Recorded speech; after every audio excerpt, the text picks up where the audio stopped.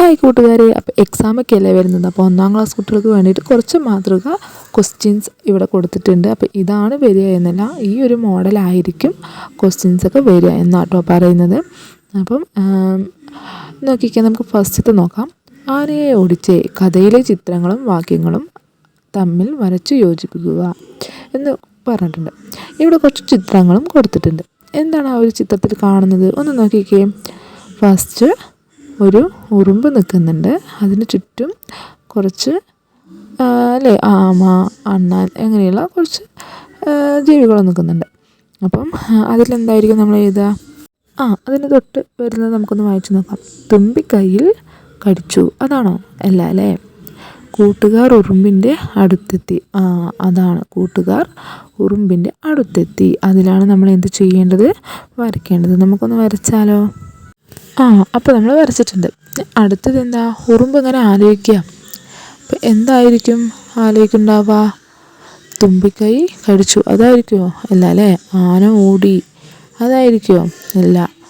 അപ്പോൾ ആനയുടെ അടുത്തേക്ക് ഞാൻ വരാം എന്ന് എഴുതിയിട്ടുണ്ട്. അപ്പോൾ ആനയുടെ അടുത്തേക്ക് ഞാൻ വരാം എന്നാണ് ഉറുമ്പ് ആലോചിക്കുന്നത്. അപ്പോൾ നമുക്ക് അതിലേക്ക് ശരിയാക്കി വരച്ചു കൊടുക്കാം കേട്ടോ.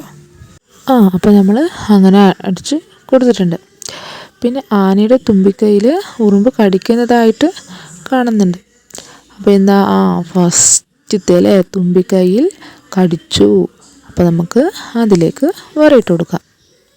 ഇതേ നമ്മൾ വരയിട്ട് കൊടുത്തിട്ടുണ്ട്. അടുത്തത് എന്താ? ആന ഓടുകയാണ് അല്ലേ. ഉറുമ്പ് കടിച്ചത് സഹിക്കാൻ വയ്യാതെ ആന ഓടുകയാണ്. അപ്പോൾ എന്താണ്? ആന ഓടി. യെസ്. അപ്പോൾ നമ്മൾ അതും എന്ത് ചെയ്തിട്ടുണ്ട്? വരച്ചിട്ടുണ്ട്. അടിയിൽ എന്ത് ചെയ്തിരിക്കുന്നത്? കഥയിൽ ആരെയാണ് ഇഷ്ടം? ചിത്രം വരയ്ക്കൂ. നിങ്ങൾക്ക് ആരെയാണ് ഇഷ്ടപ്പെട്ടത്? അവരുടെ ചിത്രം നിങ്ങൾ വരയ്ക്കുക കേട്ടോ. നോക്കിക്കേ, അടുത്തത് എന്താ?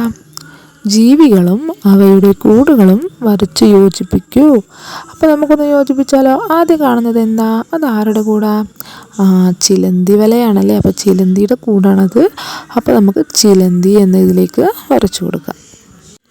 ഓക്കെ. അപ്പോൾ അടുത്തത് എന്താ കാണുന്നത്? ഒരു തെങ്ങാണ്. അപ്പോൾ തെങ്ങിൻ്റെ ഉള്ളിൽ ഒരു ഹോള് കാണുന്നുണ്ടല്ലേ. അപ്പോൾ തെങ്ങിൻ്റെ ഉള്ളിൽ ആരെ കൂട് വെക്കുക? തത്തയാണ്. അപ്പോൾ തത്തയാണ് തെങ്ങിൻ്റെ ഉള്ളിൽ കൂടുണ്ടാക്കുക. അപ്പോൾ നമുക്ക് തത്തയിലേക്ക് വരച്ചു കൊടുക്കാം കേട്ടോ.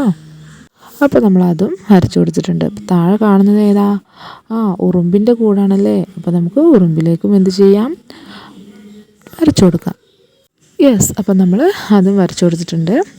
അടുത്തത് എന്താ? നിങ്ങൾ എവിടെയാണ് താമസിക്കുന്നത്? ചിത്രം വരയ്ക്കൂ. നിങ്ങൾ എവിടെയാണ് താമസിക്കുന്നത്? നമ്മളുടെ വീട്ടിലാണ് താമസിക്കുന്നത്. അപ്പോൾ എങ്ങനെയാണ് ഒരു വീട് വരയ്ക്കുക? അപ്പോൾ അതുപോലെ നിങ്ങളൊരു വീട് വരച്ചു കൊടുക്കുക കേട്ടോ. അപ്പോൾ ടീച്ചർ ഇതോടെ ഒരു ചെറിയൊരു വീട് കൊടുത്തിട്ടുണ്ട് കേട്ടോ. അപ്പം ഇതുപോലെ നിങ്ങൾ എന്ത് ചെയ്യുക? വീട് വരച്ചു കൊടുക്കുക. ഇത് നോക്കിക്കേ, ഇതിലെന്ത് ചെയ്തിരിക്കുന്നേ?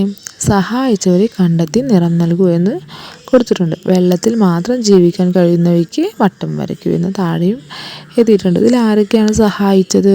അത് നമുക്ക് ആദ്യം എന്ത് ചെയ്യാം? കളർ കൊടുക്കാം. ആരാണ് ഇതിൽ സഹായിക്കുന്നത്? ഒരു പെൺകുട്ടിയെ കാണുന്നുണ്ട്. അവൾ തത്തയ്ക്കും കോഴിക്കൊക്കെ തിന്നാനിട്ട് കൊടുക്കുന്നുണ്ടല്ലേ. അപ്പോൾ സഹായിച്ചത് ആരാണ്? ആ ഒരു പെൺകുട്ടിയാണ്. അപ്പോൾ നമുക്ക് ആ ഒരു പെൺകുട്ടിക്ക് എന്ത് ചെയ്യാം? നിറം കൊടുക്കാം കേട്ടോ.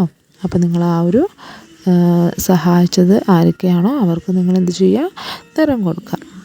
നെക്സ്റ്റ് എന്താ? വെള്ളത്തിൽ മാത്രം ജീവിക്കാൻ കഴിയുന്നവയ്ക്ക് വട്ടം വരയ്ക്കുക. ഏതൊക്കെയാണ് വെള്ളത്തിൽ മാത്രം ജീവിക്കാൻ കഴിയുന്നത്? നമുക്ക് മീനല്ലേ, മീൻ കാണുന്നുണ്ട്. അതിന് നമുക്ക് വെള്ളത്തിൽ മാത്രമേ ജീവിക്കാൻ വേണ്ടി പറ്റുള്ളൂ.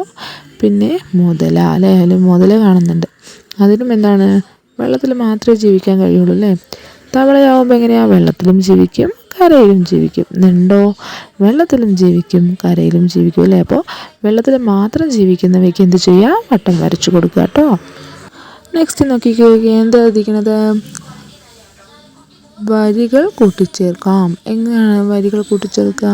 ഓലത്തുമ്പിൽ കൂട്, കുരുവിക്കുഞ്ഞിൻ കൂട്, മാവിൻ കൊമ്പിൽ കൂട്, കാക്കക്കുഞ്ഞിൻ കൂട്, നെല്ലിമരത്തിൽ കൂട്. നെല്ലിമരത്തിൽ ആരുടെ കൂടാണുള്ളത്?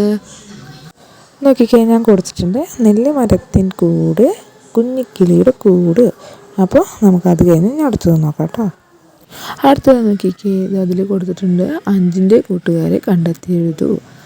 അപ്പോൾ മുയലിന് കൊടുത്തിട്ടുണ്ട്. അപ്പോൾ മുയലിന് കമ്പ് എത്രണ്ണമുണ്ട്? ആ ഒരു ബോക്സിൽ നോക്കിക്കേ 2 കമ്പ് കാണുന്നുണ്ടല്ലേ. പിന്നെ അതിൽ നാരാണ് കൊടുത്തിരിക്കുന്നത്. എത്ര നാരുണ്ട് അതിൽ? നമുക്കൊന്ന് എണ്ണി നോക്കിയാലോ. 1 2 3 അല്ലേ. അപ്പോൾ 3 നാരുണ്ട്. അപ്പോൾ നമുക്ക് അടുത്ത ബോക്സിൽ എന്ത് എഴുതാം? 3 എന്ന് എഴുതാം. അങ്ങനെ ഇതാണല്ലേ 3 എഴുതിയിട്ടുണ്ട്. അപ്പോൾ അങ്ങനെ നമുക്ക് ബാക്കിയുള്ളതൊക്കെ എഴുതാം കേട്ടോ. നോക്കിക്കേ, ഞാനിതിലെല്ലാം എഴുതിയിട്ടുണ്ട്. അപ്പം ഇതുപോലത്തെ ക്വസ്റ്റ്യൻസ് വന്നു കഴിഞ്ഞാൽ എന്ത് ചെയ്യുക? നിങ്ങൾ കറക്റ്റായിട്ട് എണ്ണി നോക്കിയിട്ട് അത് എത്ര എണ്ണമാണെന്നുള്ളത് നിങ്ങൾ എഴുതുക. ഓക്കെ, ഇനി നമുക്ക് അടുത്തതിലേക്ക് പോവാം. അടുത്തത് നോക്കിക്കേ, അടുത്ത പ്രവർത്തനം എന്താ? മഴ വന്നപ്പോൾ പടം വരയ്ക്കൂ, നിറം നൽകൂ, എഴുതൂ എന്നാണ് കൊടുത്തിട്ടുള്ളത്. അതിലെന്ത് കുറച്ച് മഴ പെയ്യുന്നത് കാണുന്നുണ്ട്. പിന്നെ കുറച്ച് എന്താ പറയുക, മരങ്ങൾ, വീടുകൾ, കാര്യങ്ങൾ അങ്ങനെയൊക്കെ കാണുന്നുണ്ടല്ലേ. അപ്പോൾ എന്താണ് എഴുതേണ്ടത്? മാനം കറുത്തു. മഴ വരുന്നതിന് മുമ്പുള്ളത് നമ്മൾ പഠിച്ചിട്ടുണ്ട്. അപ്പോൾ അത് എഴുതാനാണ് പറഞ്ഞിട്ടുള്ളത്. അപ്പോൾ മാനം കറുത്തു. അതിനുശേഷം എന്തായിരിക്കും വരിക? കാറ്റ് വീശി. നമുക്ക് അവിടെ എന്ത് എഴുതാം? കാറ്റ് വീശി എന്ന് എഴുതാം. അപ്പം ഞാനിത് ഇവിടെ എഴുതിയിട്ടുണ്ട്. എന്താ എഴുതിക്കുന്നത്? കാറ്റ് വീശി, ഇടിയും മിന്നലും വന്നു, ശക്തമായി മഴ പെയ്തു എന്ന് ഞാൻ എഴുതിയിട്ടുണ്ട്. അപ്പോൾ ഇതിൻ്റെ ഒരു ആൻസർ എന്താണ്?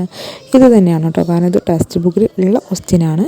അപ്പോൾ ഇത് വരാൻ ചാൻസ് ഉണ്ട്. അപ്പോൾ കുട്ടികൾക്ക് ഇതെന്ത് ചെയ്യുക? പഠിപ്പിച്ച് കൊടുക്കുക. ഓക്കെ, ഇനി നമുക്ക് അടുത്തതിലേക്ക് പോവാം. അപ്പോൾ ഇത്രയേ ഉള്ളൂ. അപ്പോൾ വീഡിയോ ഇഷ്ടമാവുകയാണെന്നുണ്ടെങ്കിൽ നിങ്ങൾ സബ്സ്ക്രൈബ് ചെയ്യുക. അപ്പോൾ ഇനിയും ഇതുപോലത്തെ പാഠഭാഗങ്ങളും ക്വസ്റ്റ്യൻ പേപ്പേഴ്സും ഒക്കെ ആയിട്ട് നമ്മൾ വരുന്നതായിരിക്കും. അപ്പോൾ താങ്ക് യു.